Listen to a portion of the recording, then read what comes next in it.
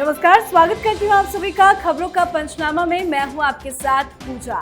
हम लेकर आए हैं देश और दुनिया की 5 बड़ी खबरें, जिस पर चर्चा के लिए हमारे साथ स्टूडियो में मौजूद हैं कैपिटल टीवी के editor in chief doctor Manish Kumar. Doctor साहब, बहुत बहुत स्वागत है। धन्यवाद।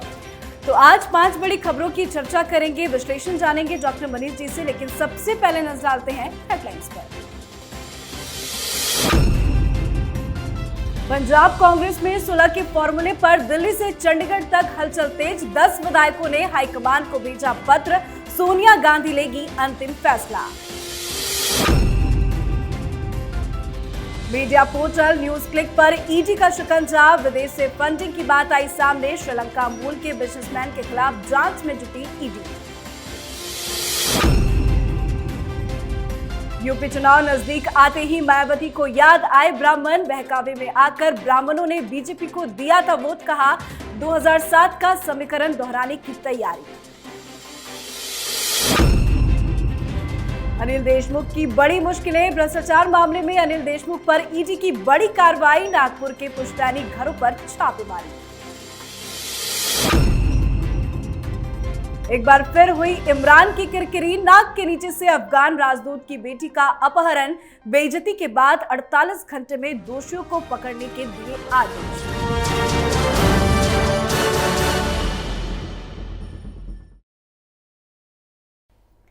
पहली खबर पंजाब कांग्रेस में मचे बवाल की। पंजाब कांग्रेस में चल रहा बवाल खत्म होने का नाम नहीं ले रहा। मुख्यमंत्री अमरिंदर सिंह और सिद्धू की आपसी अनबन अब भी शांत नहीं हुई है। दोनों की ही तरफ से शक्ति प्रदर्शन का सिलसिला चल रहा है। एक तरफ सिद्धू कांग्रेस लीडर्स के साथ मीटिंग कर रहे हैं, तो वहीं दूसरी तरफ पंजाब के कांग्रेस विधायकों ने सोनिया गांधी को चिट्ठी लिखी है कि सिद्धू को अध्यक्ष नहीं बनाया जाए और अमरिंदर सिंह को नीचा दिखाने की कोशिश ना की जाए। कैप्टन के समर्थक ये चाहते हैं कि प्रताप सिंह बाजवा को अध्यक्ष बनाया जाए। उधर खबर ये भी आ रही है कि कैप्टन अमरिंदर सिंह दिल्ली में कांग्रेस सांसदों की टीम उतार रहे हैं। साथ ही सोनिया गांधी चुनिंदा लोकसभा और राज्यसभा सदस्यों से मीटिंग करने वाली है। इस बैठक में सिद्धू का मुद्दा उठाया जाएगा। पंजाब के मनीष तिवारी, रवनीत सिंह बिट्टू और अंबिका सोनी को बुलाया गया है। बताया जा रहा है कि ये लीडर सोनिया गांधी के सामने सिद्धू का मुद्दा उठा सकते हैं। डॉक्टर साहब, पंजाब का कलह खत्म होने का नाम नहीं ले रहा। एक तरफ अब सिद्धू की मुश्किलें भी बढ़ती जा रही हैं। देखिए, जो पिछले 2 सप्ताह से जो डेवलपमेंट हो रहा है, इसमें फेक न्यूज़, अफवाह, इधर की बातें उधर, उधर की बातें इधर हो रही है। एक्चुअल बात ये है कि अमरिंदर सिंह वो नहीं चाहते हैं कि किसी भी तरीके से नवजोत सिंह सिद्धू को वहाँ का अध्यक्ष बनाया जाए, और उनकी बात, उनकी दलील और उनकी जो चाहत है वो जायज़ इसलिए है क्योंकि चुनाव से पहले अगर Congress party 2 power centres create कर देती है तो ये पार्टी चुनाव से पहले ही आपसी लड़ाई के चलते चुनाव हार जाएगी। अब यहाँ मसला पेचीदा इसलिए हो गया कि नवजोत सिंह सिद्धू को प्रियंका वाड्रा वो आगे बढ़ाना चाहती हैं। सोनिया गांधी फैसला नहीं ले पा रही हैं। सोनिया गांधी के सलाहकार इस बात को कह रहे हैं कि अगर आप अमरिंदर सिंह के खिलाफ कोई भी एक्शन लेते हैं या उनको बाकायदा उनको कमज़ोर करने की कोशिश करते हैं तो पंजाब में कांग्रेस पार्टी को बहुत नुकसान हो जाएगा। ये अंबिका सोनी जो कैप्टन अमरिंदर सिंह की तरफ से बैटिंग कर रही है, वो सोनिया गांधी की सबसे करीबी सलाहकार है आज की तारीख में। अब जब ये सारे लोग इस तरह के सवाल उठा रहे हैं, 10-10 विधायकों ने चिट्ठी लिख करके कह दिया है कि हमें ये मंजूर नहीं है कि नवजोत सिंह सिद्धू वो पार्टी का अध्यक्ष बना दिया जाए, तो एक तो विवाद गांधी परिवार के अंदर हो गया। सोनिया गांधी कुछ सोच रही हैं, प्रियंका वाड्रा कुछ सोच रही हैं, राहुल गांधी, इन सब से कोई उनका रिश्ता नाता ही नहीं है। तो ये अपने आप में बता रहा है कि सिद्धू की मुश्किलें न सिर्फ बढ़ी हैं बल्कि वो दिन ब दिन आगे बढ़ती चली जा रही हैं। इसमें दिक्कत क्या है? दिक्कत सिद्धू की ये है कि जितना समय बीतता जाएगा कैप्टन अमरिंदर सिंह की बार्गेनिंग पावर उतनी बढ़ती चली जाएगी। सिद्धू को अगर अध्यक्ष बनाना था, उनको पीसीसी का चीफ बनाना था, तो एक झटके में 1 सप्ताह पहले ही ये फैसला ले लिया जाना चाहिए था।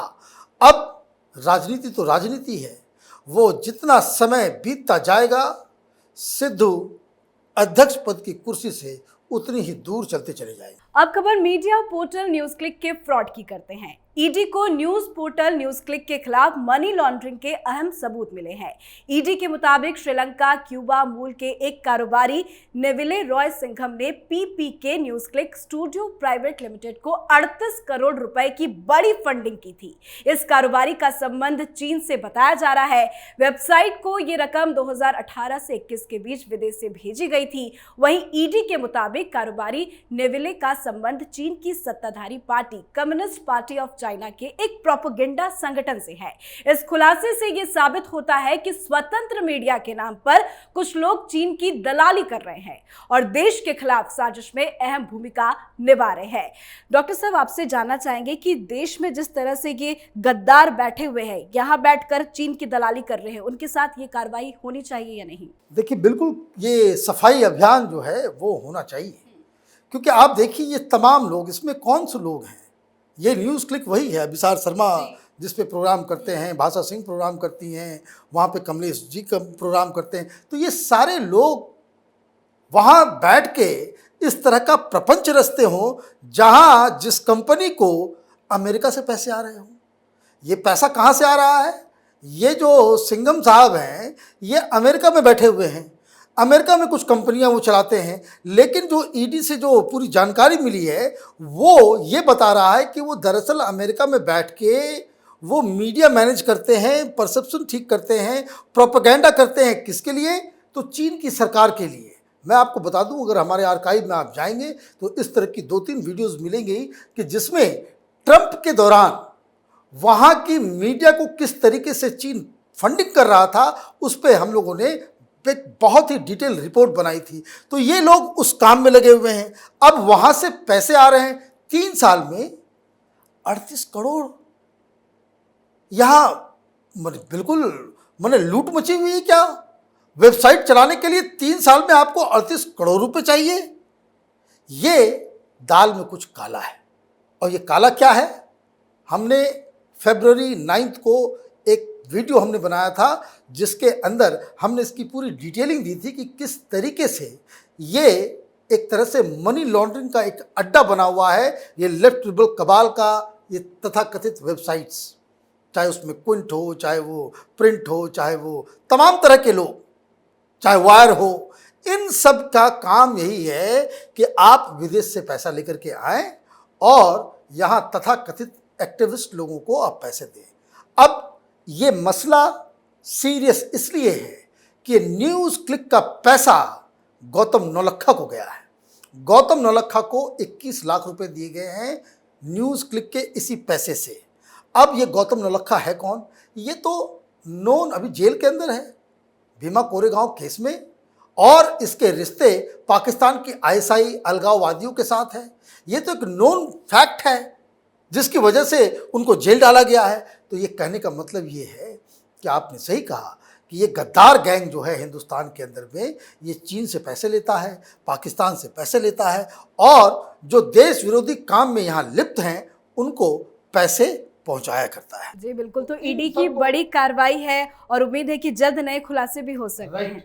चलिए बढ़ते हैं, अब बात करते हैं उत्तर प्रदेश चुनाव की। बीएसपी सुप्रीमो मायावती ने एक मास्टर स्ट्रोक खेला है। मायावती ने अगले विधानसभा चुनाव में ब्राह्मण वोटर्स को लुभाने के लिए हर जिले में ब्राह्मण सम्मेलन की शुरुआत करने की घोषणा की है। उन्होंने कहा कि इस चुनाव में ब्राह्मण वोटर्स बीजेपी को वोट नहीं देंगे।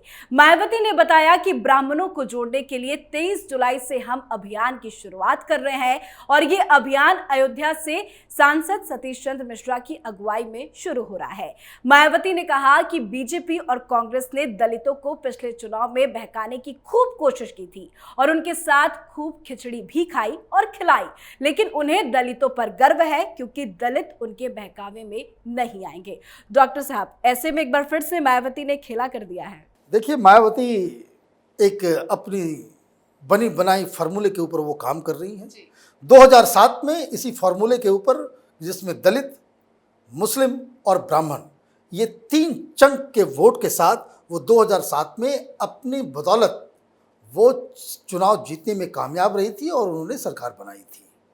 लेकिन ये समय बदल गया है। मायावती के साथ अभी मायावती की सारी जो दलित पार्टी जातियां हैं वो मायावती के साथ टोटल नहीं है। 2007 में ये सब के सब मायावती के साथ थे।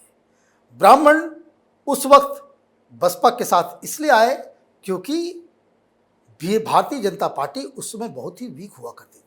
2007 के इलेक्शन के बाद 2009 में जो चुनाव हुए तो चौथे नंबर की पार्टी थी, कांग्रेस से भी पीछे थी भारतीय जनता पार्टी। तो एक कमजोर बीजेपी की वजह से जो अपर कास्ट का जो 18% वोट है यूपी के अंदर में वो बसपा की ओर ट्रांसफर हुआ था। लेकिन अब स्थिति पूरी बदल गई है।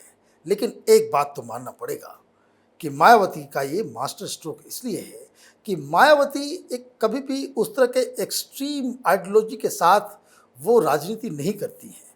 अब उन्होंने क्या खेल खेला है, वो अपने जिसको कह सकते हैं हनुमान को, वो उनके जो सतीश चंद्र मिश्र साहब हैं वो बसपा के हनुमान हैं, वो सारा वो वही सेटिंग करते हैं सारा कुछ। तो उनको भेजा है कहाँ, अयोध्या में रामलला के दर्शन के लिए। रामलला का वो दर्शन करेंगे, हनुमानगढ़ी जाएंगे, वहाँ पूजा पाठ करेंगे और फिर अयोध्या में ही ब्राह्मणों के सम्मेलन की उसकी शुरुआत की जाएगी और पूरे प्रदेश भर में वो ब्राह्मण सम्मेलन कराने वाले हैं। परेशानी क्या है? परेशानी ये है कि एक मीडिया में इस तरह का उबाल है, एक इस तरह का परसेप्शन बना हुआ है कि चूंकि चीफ मिनिस्टर राजपूत जाति के हैं तो ब्राह्मण इस भारतीय जनता पार्टी की सरकार से काफ़ी नाराज चल रहे हैं।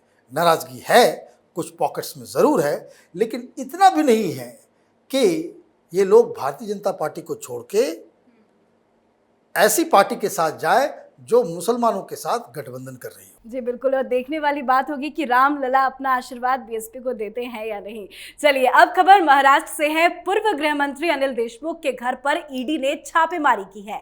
नागपुर के पास काटोल और वडविहीर गांव में अनिल देशमुख के पैतृक आवास और संपत्तियों की जांच हुई है। इन्हीं ठिकानों पर रविवार को ईडी ने सुबह 8 बजे छापेमारी शुरू की। ईडी की 3 से 4 टीमों ने छापेमारी की है। इन छापेमारियों में ईडी की टीम ने देशमुख का काम देखने वाले दीवान पवन देशमुख को हिरासत में लिया है। उनसे पूछताछ की जा रही है। आपको बता दूं, ईडी ने शुक्रवार को अनिल देशमुख, उनकी पत्नी, उनकी कंपनी प्रीमियर पोर्टलिक्स प्राइवेट लिमिटेड की 4 करोड़ से ज्यादा की संपत्ति जब्त की है, कुर्क की गई है। ये संपत्तियां मुंबई का एक रेजिडेंशियल फ्लैट भी इसमें शामिल है।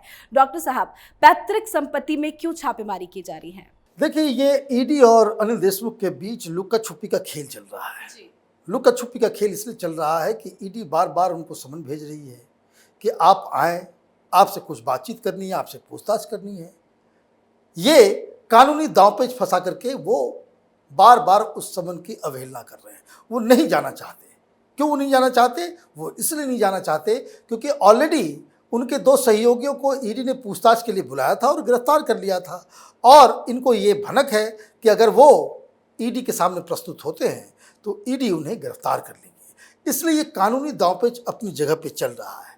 लेकिन इस खबर से एक और राजनीतिक संदेश ये मिल रहा है कि अभी हाल में ये बार बार इस चीज़ को कैपिटल टीवी, शायद ये अकेला इस तरह का मीडिया संस्थान है जो इस बात को कह रहा है कि एनसीपी के साथ भारतीय जनता पार्टी का कोई भी डील अभी तक सक्सेसफुल नहीं हुआ है, किसी पे हरी झंडी नहीं दी गई है।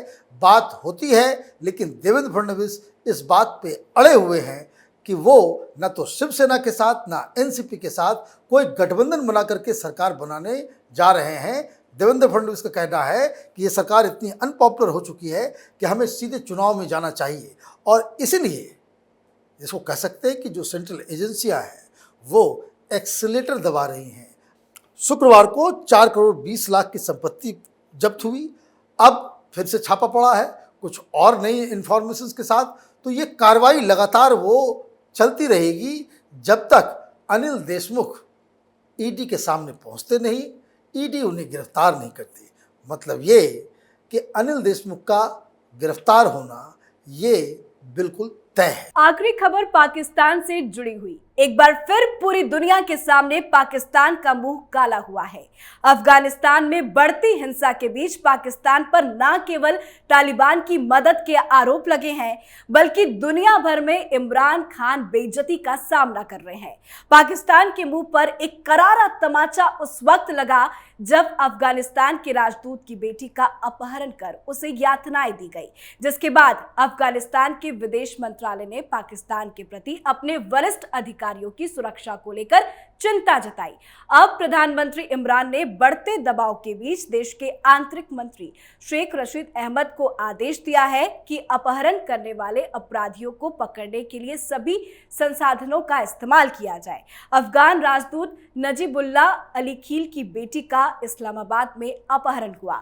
डॉक्टर साहब, लगातार खबरें तो आती रहती है कि पाकिस्तान का मुंह काला हो रहा है, घटनाएं अलग अलग होती है। इस बार एक बार फिर से इमरान खान ने अपना मुंह काला कर लिया।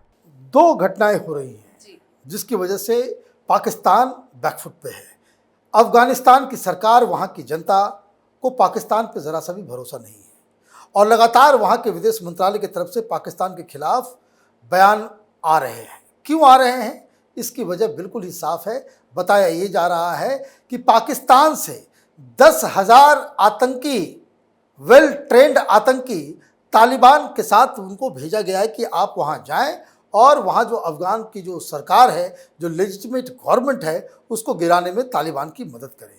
इसको लेकर के अफगानिस्तान में चिंता है और अफगानिस्तान इस बात को लेकर के पूरी दुनिया में अपनी समस्या को बता रहा है कि पाकिस्तान की सरकार, पाकिस्तान की एयरफोर्स, पाकिस्तान की आर्मी और पाकिस्तान में फल फूल रहे आतंकी वो अफगानिस्तान को डिस्टर्ब करने में पूरी मदद दे रहे हैं।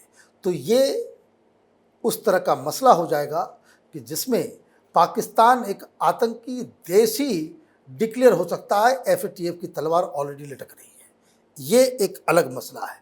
लेकिन ये जो घटना हुई है, ये घटना तो कायरो वाली घटना है। आप अफगानिस्तान के साथ आपकी समस्या चल रही है, आप उसके एम्बेसडर की बेटी को आप उठा लेंगे। और जिस तरीके से इमरान खान कह रहे हैं कि भाई इतने घंटे में उसको सारे को पकड़ लिया जाए, इमरान खान को तो मालूम होना चाहिए कि भाई ये कौन आतंकी संगठन ने किया, किन लोगों ने किया, क्योंकि वहाँ आर्मी तो हर चप्पे चप्पे में मौजूद रहती है और किसी भी डिप्लोमेटिक शख्सियत के परिवार वालों के खिलाफ कोई अगर इस तरह की घटना घटती है, ये एक बहुत ही सीरियस घटना मानी जाती है इंटरनेशनल रिलेशन के तहत। और इसके लिए जो लोग इसको करते हैं वो कोई आम गुंडे बदमाश मवाली नहीं होते। ये बाकायदा सरकार के अनुमति, आर्मी की सहमति और स्थानीय पुलिस की मदद से इस तरह का काम होता है और इसलिए पाकिस्तान पूरी दुनिया के सामने आज बेनकाब हुआ है। जी बिल्कुल, इन सभी अहम खबरों में अपना विश्लेषण देने के लिए बहुत धन्यवाद शुक्रिया डॉक्टर साहब। तो दर्शकों, आप सभी का भी बहुत बहुत शुक्रिया हमसे जुड़ने के लिए। खबरों का पंचनामा में आज के लिए इतना ही। देश विदेश की बाकी खबरों और उनके सटीक एनालिसिस के लिए देखते रहिए कैपिटल टीवी। हमें लाइक कीजिए, शेयर कीजिए और हाँ, कैपिटल टीवी को सब्सक्राइब कीजिए। नमस्कार।